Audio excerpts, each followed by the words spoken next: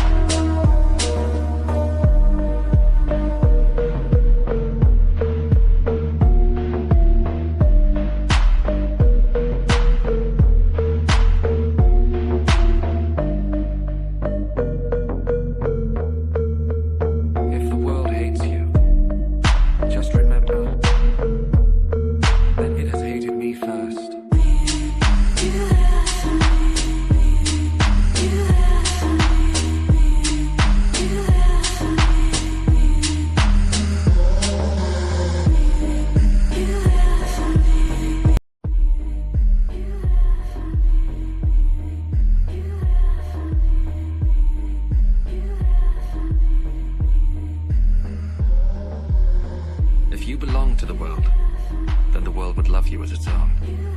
But I chose you from this world, and you do not belong to it. That is why the world hates you.